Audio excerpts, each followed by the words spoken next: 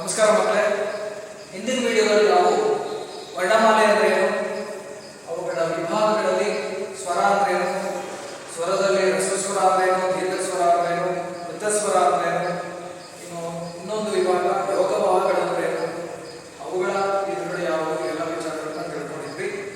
ಈ ವಿಡಿಯೋದಲ್ಲಿ ವ್ಯಂಜನಗಳ ಬಗ್ಗೆ ನಾವು ತಿಳ್ಕೊಳ್ಳೋಣ. ವರ್ಣಮಾಲೆಯಲ್ಲಿ ಕ ಇಂದ ಳವರೆಗಿನ ಅಕ್ಷರಗಳನ್ನ ವ್ಯಂಜನಗಳು ಅಂತ ಕರೀತಾರೆ. ವ್ಯಂಜನ ಅಂದ್ರೆ ಏನು? ವ್ಯಂಜನ ಅಂದ್ರೆ ಸ್ವರಗಳ ಸಹಾಯದಿಂದ ಉಚ್ಚರಿಸಲ್ಪಡುವ ಅಕ್ಷರಗಳು ಅಂತ ಕರಿತೀವಿ. ಇನ್ನೊಂದು, ಭಾಷೆಯಲ್ಲಿ ಸ್ವರಗಳ ಸಹಾಯದಿಂದ ಬಳಕೆಯಾಗುವಂತಹ ಅಕ್ಷರಗಳು ವ್ಯಂಜನಗಳು. ಈ ವ್ಯಂಜನಗಳಲ್ಲಿ ಮತ್ತೆ ಮುಖ್ಯವಾಗಿ ಎರಡು ಭಾಗಗಳನ್ನು ಮಾಡ್ಕೊತೀವಿ. ಒಂದು ವರ್ಗೀಯ ವ್ಯಂಜನಗಳು, ಇನ್ನೊಂದು ಅವರ್ಗೀಯ ವ್ಯಂಜನಗಳು. ವರ್ಗೀಯ ವ್ಯಂಜನಗಳಂದ್ರೆ ಏನು? ವರ್ಗ ಅಂದ್ರೆ ಗುಂಪು ಅಂತ. ವರ್ಗೀಯ ವ್ಯಂಜನಗಳನ್ನ ಯಾಕೆ ಕರೆದಿದ್ದಾರೆ ಅಂದ್ರೆ, ಈ ವರ್ಗೀಯ ವ್ಯಂಜನಗಳೆಲ್ಲವನ್ನು ವರ್ಗಗಳಾಗಿ ವಿಂಗಡಿಸಲಾಗಿದೆ. ಉದಾಹರಣೆಗೆ ಕಾಯಿಂದ ಮಾವರೆಗಿನ 25 ಅಕ್ಷರಗಳನ್ನ ವರ್ಗೀಯ ವ್ಯಂಜನಗಳು ಅಂತ ಕರೀತೀವಿ. ಈ 25 ಅಕ್ಷರಗಳನ್ನ ಒಂದೊಂದು ವರ್ಗವಾಗಿ ವಿಂಗಡಿಸಿದ್ದೀವಿ. ಕ, ಖ, ಗ, ಘ, ಞ. ಈ 5 ಅಕ್ಷರಗಳು ಒಂದಲ್ಲ. ಅದಕ್ಕೆ ಕವರ್ಗ ಅಂತ ಹೆಸರಿಸ್ತೀವಿ. ಹಾಗೆಯೇ ಚ, ಛ, ಜ, ಝ, ಞ ಇವು ಚವರ್ಗ. ಟ, ಠ, ಡ, ಢ, ಣ ಇದು ಟವರ್ಗ. ತ, ಥ, ದ, ಧ, ನ ಇದು ತವರ್ಗ. ಪ, ಫ, ಬ, ಭ, ಮ ಇವು ಪವರ್ಗ. ಯಾಕೆ ವರ್ಗೀಯ ವ್ಯಂಜನಗಳನ್ನ ಈ ವರ್ಗದ ಕ್ರಮದಲ್ಲಿ ನಾವು ವಿಂಗಡಿಸಿಕೊಂಡು ತೋರಿಸ್ಕೊಂಡಿದ್ದೀವಿ ಅಂದ್ರೆ, ಕ, ಖ, ಗ, ಘ, ಞ ಈ 5 ಅಕ್ಷರಗಳು ಹುಟ್ಟುವಂತ ಸ್ಥಾನ, ಬಾಯಲ್ಲಿ ಈ 5 ಅಕ್ಷರಗಳು ಹುಟ್ಟುವಂತ ಸ್ಥಾನ ಒಂದೇ ಆಗಿದೆ. ಉದಾಹರಣೆಗೆ ಕಂಠ ಅಂತ ಕರೀತೀವಿ. ನೋಡಿ, ಈ 5 ಅಕ್ಷರಗಳು ಕಂಠದಲ್ಲಿ ಉತ್ಪತ್ತಿಯಾಗುತ್ತವೆ. ನೀವು ಗಮನವಿಟ್ಟು ಉಚ್ಚರಿಸಿ ನೋಡಿದ್ರೆ ಗೊತ್ತಾಗುತ್ತೆ. ಕ, ಖ, ಗ, ಘ, ಞ. ಹಾಗೆಯೇ ಚವರ್ಗ, ಇವನ್ನ ತಾಲು ಅಂತ ಕರೀತೀವಿ. ತಾಲು ಅಂದ್ರೆ ಹಲ್ಲಿನ ಮೇಲ್ಭಾಗದ ಹಲ್ಲಿನ ಹಿಂಬದಿಯಲ್ಲಿ ಒಸಡಿನ ಸ್ವಲ್ಪ ಮೇಲ್ಭಾಗದಲ್ಲಿ ಈ ಅಕ್ಷರಗಳು ಉಚ್ಚಾರಣೆ ಆಗುವಾಗ ನಾಲಿಗೆ ಸ್ಪರ್ಶವಾಗುತ್ತೆ. ಉಚ್ಚರಿಸಿ ನೋಡಿ. ಚ, ಛ, ಜ, ಝ, ಞ. ನೋಡಿ, 5 ಅಕ್ಷರಗಳು ಅದೇ ಜಾಗದಲ್ಲಿ ಉಚ್ಚಾರಣೆ ಆಗುತ್ತೆ.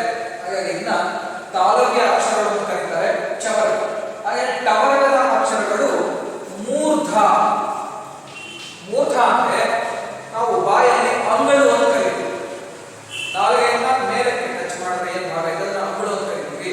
ಈ 5 ಅಕ್ಷರಗಳು ಅಂಗಳಿಗೆ ನಾಲಿಗೆ ಸ್ಪರ್ಶವಾಗುವ ಮೂಲಕ ಉಚ್ಚಾರಣೆ ಆಗುತ್ತವೆ. ಟ, ಠ, ಡ, ಢ, ನ. ಹಾಗೆಯೇ ತವರ್ಗ ತಾಲು ಏನಿದೆ ಅದೇ ರೀತಿ ಇದು ದಂತ ಅಂತ ಹೇಳ್ತೀವಿ. ಈ ತವರ್ಗ ಅಕ್ಷರಗಳು ಉಚ್ಚಾರಣೆ ಆಗಬೇಕಾದ್ರೆ ಮೇಲ್ಭಾಗದ ದಂತ ಏನಿದೆ, ದಂತಕ್ಕೆ ನಾಲಿಗೆ ಸ್ಪರ್ಶವಾಗುತ್ತೆ. ಉಚ್ಚಾರಣೆ ಮಾಡಿ ನೋಡಿ. ತ, ಥ, ದ, ಧ, ನ. ಹಾಗಾಗಿ ಇವು ದಂತ್ಯ ಅಕ್ಷರಗಳು. ಹಾಗೆ ಇನ್ನು ಪವರ್ಗ ತೆಗೆದುಕೊಂಡ್ರೆ ಓಷ್ಠ ಅಂತ ಹೇಳ್ತೀವಿ. ಓಷ್ಠ ಅಂದ್ರೆ ತುಟಿ ಅಂತ. ಈ 5 ಅಕ್ಷರಗಳು ತುಟಿಯ ಸ್ಥಾನದಲ್ಲಿ ಉಚ್ಚಾರಣೆ ಮಾಡಿ. ಪ, ಫ, ಬ, ಭ, ಮ. ಗೊತ್ತಾಯ್ತಲ್ಲ? ಹೀಗೆ ಈ 5 ಅಕ್ಷರಗಳು ಹುಟ್ಟುವ ಸ್ಥಾನ ಒಂದೇ ಆಗಿರೋದ್ರಿಂದ ಇವನ್ನ ಒಂದೊಂದು ವರ್ಗ ಅಂದ್ರೆ ಗುಂಪುಗಳಾಗಿ ಮಾಡಿ ಇಷ್ಟು 25 ವ್ಯಂಜನಗಳನ್ನ ವರ್ಗೀಯ ವ್ಯಂಜನ ಅಂತ ಕರೆದಿದ್ದಾರೆ. ಈ ವರ್ಗೀಯ ವ್ಯಂಜನದಲ್ಲಿ ಮತ್ತೆ 3 ವಿಧದ ಅಕ್ಷರಗಳನ್ನ ನಾವು ಗುರುತಿಸ್ಕೊಂಡು, ಒಂದು ಅಲ್ಪಪ್ರಾಣ, ಇನ್ನೊಂದು ಮಹಾಪ್ರಾಣ, ಮತ್ತೊಂದು ಅನುನಾಸ. ಈ ಅಲ್ಪಪ್ರಾಣಗಳು 10 ಅಕ್ಷರಗಳಿದ್ದಾವೆ. ಅಲ್ಪಪ್ರಾಣ ಏನು ಅಂತ ತಿಳಿದುಕೊಳ್ಳಿ. ಅಲ್ಪ ಅಂದ್ರೆ ಕಡಿಮೆ, ಸ್ವಲ್ಪ.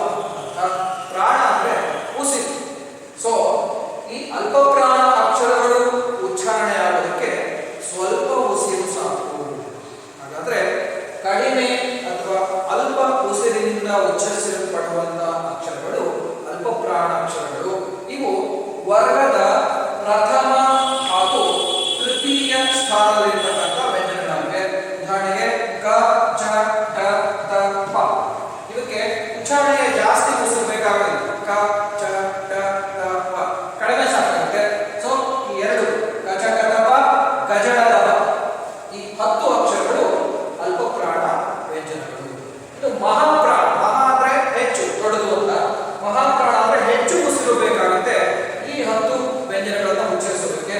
ಅವು ಎರಡನೇ ವರ್ಗದ ಎರಡನೇ ಮತ್ತು ನಾಲ್ಕನೇ ಸ್ಥಾನದಲ್ಲಿರ್ತಕ್ಕಂಥ ವ್ಯಂಜನಗಳು. ಉಚ್ಚಾರಣೆ ಮಾಡಿ ನೋಡಿ.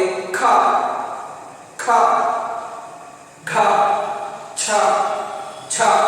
ನೋಡಿ, ಇದಕ್ಕೆ ಹೆಚ್ಚು ಪ್ರಾಣ ಬೇಕು, ಹೆಚ್ಚು ಉಸಿರಬೇಕು. ಹಾಗಾಗಿ ಈ ಎರಡು ಸ್ಥಾನದಲ್ಲಿರ್ತಕ್ಕಂಥ ಈ 10 ಅಕ್ಷರಗಳಿಂದ ಮಹಾಪ್ರಾಣ ಅಕ್ಷರಗಳು ಅಂತ ಕರೆದಿದೆ. ಇನ್ನು ಮೂರನೇದು ಅನುನಾಸಿಕಗಳು. ಅನುನಾಸಿಕ ಅಂದ್ರೆ ನಾಸಿಕ ಅಂದ್ರೆ ಮೂಗು, ಅನು ಅಂದ್ರೆ ಅನುಸರಿಸಿ, ಮೂಗನ್ನ ಅನುಸರಿಸಿ ಉಚ್ಚಾರಣೆ ಆಗುವಂತಹ ಅಕ್ಷರಗಳನ್ನ ನಾವು ಇವೇನವೇ ವರ್ಗದ 5ನೇ ಸ್ಥಾನದಲ್ಲಿ ಇವನ್ನ ಅನುನಾಸಿಕಗಳು ಅಂತ ಕರಿತೀವಿ. ನೋಡಿ, ಈ ಅಕ್ಷರಗಳನ್ನ ಉಚ್ಚಾರಣೆ ಮಾಡಬೇಕಾದ್ರೆ ಮೂಗಿನ ಸಹಾಯದ ಸರಿ ಕೇಳೋದಿಲ್ಲ. ಉದಾಹರಣೆಗೆ ಮಾ ಅಂತ ಹೇಳಿ ನೋಡಿ, ಮಾ ಅಂತ ಹೇಳ್ತೀವಿ. ಮೂಗು ಉಸಿರನ್ನ ಹಿಡ್ಕೊಬಿಡಿ, ಉಚ್ಚಾರಣೆ ಮಾಡ್ಕೊಳ್ಳಿ. ಮಾ ಶಬ್ದ ಸರಿಗೆ ಸ್ಪಷ್ಟವಾಗಿ ಬರೋದಿಲ್ಲ. ಹಾಗಾಗಿ ಮೂಗಿನ ಸಹಾಯದಿಂದ ಉಚ್ಚಾರಣೆ ಆಗುವಂತಹ ಅಕ್ಷರಗಳೇ ಅನುನಾಸಿಕಗಳು. ಇನ್ನು ವ್ಯಂಜನಗಳಲ್ಲಿ ಇನ್ನೊಂದು ಯಾವುದು? ಅವರ್ಗೀಯ ವ್ಯಂಜನಗಳು. ಅವರ್ಗೀಯ ವ್ಯಂಜನಗಳು ಅಂದ್ರೆ ಏನು? ವರ್ಗವಿಲ್ಲದ, ಅವರ್ಗೀಯ ಅಂದ್ರೆ ವರ್ಗವಿಲ್ಲ. ಈ ಅಕ್ಷರಗಳನ್ನ ವರ್ಗೀಕರಿಸಿಲ್ಲ. ಯಾವುದರ ಆಧಾರದ ಮೇಲೆ? ಉಚ್ಚಾರಣೆಯ ಸ್ಥಾನವನ್ನ ಆಧರಿಸಿ ಈ ಅಕ್ಷರಗಳನ್ನು ವರ್ಗೀಕರಿಸೋದಕ್ಕಾಗೋದಿಲ್ಲ. ಯಾಕಂದ್ರೆ ಇಲ್ಲಿರ್ತಕ್ಕಂಥ 9 ಅಕ್ಷರಗಳು ಒಂದೇ ಸ್ಥಾನದಲ್ಲಿ ಉಚ್ಚಾರಣೆ ಆಗೋದಿಲ್ಲ. ಹಾಗಾಗಿ ಇವನ್ನ ಅವರ್ಗೀಯ ವ್ಯಂಜನಗಳು ಅಂತ ಕರೀತೀವಿ. ಅವೇ ನೋಡಿ, ಯ, ರ, ಗ, ಪ, ಶ, ಶ, ಸ, ಹ, ಳ. ಈ 9 ವ್ಯಂಜನಗಳಿವೆ. ಇವನ್ನ ನಾವು ಅವರ್ಗೀಯ ವ್ಯಂಜನಗಳು ಅಂತ ಕರೀತೀವಿ. ಹೀಗೆ ವ್ಯಂಜನಗಳಲ್ಲಿ ಒಟ್ಟು 2 ವಿಧ: ವರ್ಗೀಯ ವ್ಯಂಜನಗಳು, ಅವರ್ಗೀಯ ವ್ಯಂಜನಗಳು. ವರ್ಗೀಯ ವ್ಯಂಜನಗಳಲ್ಲಿ ಅಲ್ಪಪ್ರಾಣ, ಮಹಾಪ್ರಾಣ, ಅನುನಾಸಿಕ. ಈಗ ನಾವು ವರ್ಣಮಾಲೆಯ ಎಲ್ಲ ವಿಭಾಗಗಳನ್ನು ಒಟ್ಟಾರೆ ಒಂದು ರೇಖಾ ನಕ್ಷೆಯನ್ನು ಬರೆದು ನೋಡ್ಕೊಳ್ಳೋಣ. ಅದನ್ನ ರೇಖಾ ನಕ್ಷೆಯಲ್ಲಿ ಗುರುಸಿದ್ರೆ ಬೇಗ ತಕ್ಷಣ ನಮಗೆ ನೆನಪಾಗುತ್ತೆ, ಅರ್ಥವಾಗುತ್ತೆ. ಈಗ ನಾನು ರೇಖಾ ನಕ್ಷೆ ಬರೀತೀನಿ, ನೋಡಿ. ನೋಡಿ ಮತ್ತೆ ವರ್ಣಮಾಲೆಯ ಎಲ್ಲ ವಿಭಾಗಗಳು, ಅಕ್ಷರ ವಿಧಗಳನ್ನ ಹೀಗೆ ಒಂದು ರೇಖಾ ನಕ್ಷೆಯ ಮೂಲಕ ಬರ್ತಿರ್ತವೆ. ಇದನ್ನ ಮೈಂಡ್ ಮ್ಯಾಪ್ ಅಂತ ಇಂಗ್ಲಿಷ್ ಕರೀತಾರೆ. ನಾವು ಓದುವಾಗ ಇದನ್ನ ಆಗಾಗ ಒಂದ್ಸರಿ ನೋಡ್ತಿದ್ರೆ ಬೇಗ ಅರ್ಥ ಆಗುತ್ತೆ. ವ್ಯಾಖ್ಯಾನಗಳಲ್ಲಿ ಮತ್ತೆ ಓದ್ಕೊಂಡಿದ್ರೆ ಅಥವಾ ಈ ಹೆಸರನ್ನ ನೋಡಿ ಕೂಡ ನೀವು ವ್ಯಾಖ್ಯಾನಗಳನ್ನ ನೆನಪು ಮಾಡ್ಕೋಬಹುದು. ನೋಡಿ, ವರ್ಣಮಾಲೆ ಮತ್ತು 49 ಅಕ್ಷರಗಳು. ವರ್ಣಮಾಲೆಯಲ್ಲಿ 3 ವಿಭಾಗ ಮುಖ್ಯವಾಗಿ: ಸ್ವರಗಳು 13, ಯೋಗ ಭಾಗಗಳು 2, ವ್ಯಂಜನಗಳು 30. ಈಗ ಸ್ವರಗಳಂತಂದ್ರೆ ಮತ್ತೆ 2 ವಿಧಗಳಲ್ಲಿ. ಹ್ರಸ್ವ ಸ್ವರಗಳು ಒಟ್ಟು 6: ಅ, ಇ, ಉ, ಋ, ಎ, ಓ. ದೀರ್ಘ ಸ್ವರಗಳು ಒಟ್ಟು 7: ಆ, ಇ, ಉ, ಎ, ಐ, ಓ, ಔ. ಇನ್ನು ಯೋಗ ಭಾಗಗಳು ಅಂದ್ರೆ 2 ಇದ್ದಾವೆ: ಅನುಸ್ವಾರ ಅಂ, ವಿಸರ್ಗ ಅ. ವ್ಯಂಜನಗಳು ನೋಡಿ 34 ವ್ಯಂಜನಗಳು. 2 ವಿಧ, ಅದರಲ್ಲಿ 25 ವ್ಯಂಜನಗಳನ್ನ ವರ್ಗೀಯ ವ್ಯಂಜನಗಳು, 9 ವ್ಯಂಜನಗಳು ಅವರ್ಗೀಯ ವ್ಯಂಜನ. ವರ್ಗೀಯ ವ್ಯಂಜನಗಳಲ್ಲಿ ಅಲ್ಪಪ್ರಾಣಗಳು, ಅಲ್ಪಪ್ರಾಣಾಕ್ಷರಗಳು 10 ಇವೆ. ಗ, ಚ, ಡ, ತ, ಬ ವರ್ಗದ ಮೊದಲನೇ ಸ್ಥಾನದಲ್ಲಿರುವಂಥವು. ಗ, ಚ, ಡ, ತ, ಬ ವರ್ಗದ 3ನೇ ಸ್ಥಾನದಲ್ಲಿರುವಂಥವು. ಇನ್ನು ಮಹಾಪ್ರಾಣ ಅಕ್ಷರಗಳು ಒಟ್ಟು ವರ್ಗದ 2 ಮತ್ತು 4ನೇ ಸ್ಥಾನ. ಕ, ಛ, ಠ, ಥ, ಫ, ಘ, ಚ, ಢ, ಧ, ಪ. ಇನ್ನು ಅನುನಾಸಿಕಗಳು ಒಟ್ಟು 5: ನ, ನ್ಯ, ನ, ನ, ಪ. ಅವರ್ಗೀಯ ವ್ಯಂಜನಗಳು 9: ಯ, ರ, ಲ, ವ, ಶ, ಶ, ಸ, ಹ, ಳ. ಈ ರೀತಿ ನೀವು ಕೂಡ ಕ್ಲಾಸ್ ವರ್ಕ್ ಅಲ್ಲಿ ಒಂದು ರೇಖಾ ನಕ್ಷೆಯನ್ನು ಬರೆದು ಅಭ್ಯಾಸ ಮಾಡಬೇಕು. ಮಕ್ಕಳೇ, ಗೃಹ ಕಾರ್ಯದಲ್ಲಿ 6 ಪ್ರಶ್ನೆಗಳನ್ನ ಕೊಟ್ಟಿರ್ತೀನಿ ನಾನು. ಇವೆಲ್ಲ ನೀವು ಉತ್ತರ ಬರೀಬೇಕು. ಕ್ಲಾಸ್ ವರ್ಕ್ ಅಲ್ಲೇ ಉತ್ತರ ಬರೀರಿ. ಪ್ರಶ್ನೆ 1: ವ್ಯಂಜನಗಳೆಂದರೇನು? ವಿಧಗಳನ್ನು ಹೆಸರಿಸಿ. ವರ್ಗ ಎಂದರೇನು? ಯಾವುದರ ಆಧಾರದ ಮೇಲೆ ವ್ಯಂಜನಗಳನ್ನು ವರ್ಗೀಕರಿಸಲಾಗಿದೆ? 3ನೇ ಪ್ರಶ್ನೆ: ಕ, ಗ, ಜ ಈ ವ್ಯಂಜನಗಳನ್ನು ಏನೆಂದು ಕರೆಯುತ್ತಾರೆ? ಉಳಿದ ವ್ಯಂಜನಗಳನ್ನು ಬರೆಯಿರಿ. 4ನೇ ಪ್ರಶ್ನೆ: ಮಹಾಪ್ರಾಣಾಕ್ಷರಗಳೆಂದರೇನು? ಉದಾಹರಣೆ ಕೊಡಿ.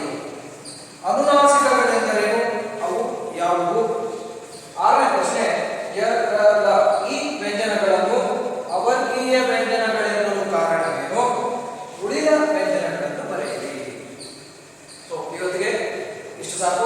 ಮುಂದಿನ ವಿಡಿಯೋದಲ್ಲಿ ಇದರ ಮುಂದಿನ ಪಾಠವನ್ನು ನೋಡೋಣ. ಧನ್ಯವಾದ. ಈಗ ನಾನು ರೇಖಾ ನಕ್ಷೆ ಬರೀತೀನಿ ನೋಡಿ.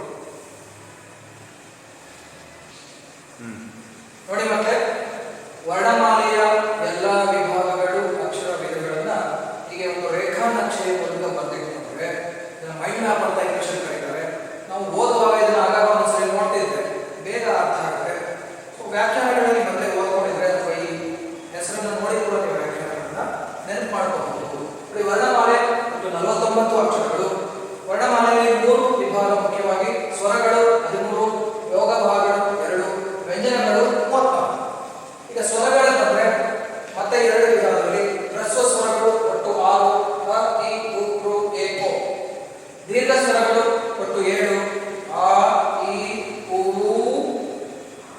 ಎ, ಐ, ಓ, ಔ. ಇನ್ನು ಯೋಗ ಭಾಗಗಳು ಅಂದ್ರೆ 2 ಇದ್ದಾವೆ: ಅನುಸ್ವಾರ ಅಂ, ವಿಸರ್ಗ ಅ. ವ್ಯಂಜನಗಳ ನೋಡಿ 34 ವ್ಯಂಜನಗಳು. 2 ವಿಧ, ಅದರಲ್ಲಿ 25 ವ್ಯಂಜನಗಳನ್ನ ವರ್ಗೀಯ ವ್ಯಂಜನಗಳು, 9 ವ್ಯಂಜನಗಳು ಅವರ್ಗೀಯ ವ್ಯಂಜನ. ವರ್ಗೀಯ ವ್ಯಂಜನಗಳಲ್ಲಿ ಅಲ್ಪ ಪ್ರಾಣಗಳು, ಅಲ್ಪ ಪ್ರಾಣಾಕ್ಷರಗಳು 10 ಇವೆ. ಗ, ಚ, ಡ, ತ, ಪ ವರ್ಗದ ಮೊದಲನೇ ಸ್ಥಾನದಲ್ಲಿರುವಂಥವು. ಗ, ಚ, ಡ, ತ, ಪ ವರ್ಗದ 3ನೇ ಸ್ಥಾನದಲ್ಲಿರುವಂಥವು. ಇನ್ನು ಮಹಾಪ್ರಾಣ ಅಕ್ಷರಗಳು ಮತ್ತು ವರ್ಗದ 2 ಮತ್ತು 4ನೇ ಸ್ಥಾನ. ಕ, ಛ, ಠ, ಥ, ಪ, ಘ, ಚ, ಢ, ಧ, ಪ. ಇನ್ನು ಅನುನಾಸಿಕಗಳು ಒಟ್ಟು 5: ನ, ಜ್ಞ, ನ, ನ, ಪ. ಅವರ್ಗೀಯ ವ್ಯಂಜನಗಳು 9: ಯ, ಪ್ರ, ಲ, ವ, ಶ, ಶ, ಸ, ಪ, ಳ. ಈ ರೀತಿ ನೀವು ಕೂಡ ಕ್ಲಾಸ್ ವರ್ಕ್ ಅಲ್ಲಿ ಒಂದು ರೇಖಾ ನಕ್ಷೆಯನ್ನು ಬರೆದು ಅಭ್ಯಾಸ ಮಾಡಬೇಕು. ಮಕ್ಕಳೇ, ಗೃಹ ಕಾರ್ಯದಲ್ಲಿ 6 ಪ್ರಶ್ನೆಗಳನ್ನ ಕೊಟ್ಟಿರ್ತೀನಿ ನಾನು.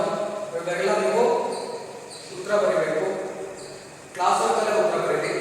ಪ್ರಶ್ನೆ 1: ವ್ಯಂಜನಗಳೆಂದರೇನು? ವಿಧಗಳನ್ನು ಹೆಸರಿಸಿ. ವರ್ಗ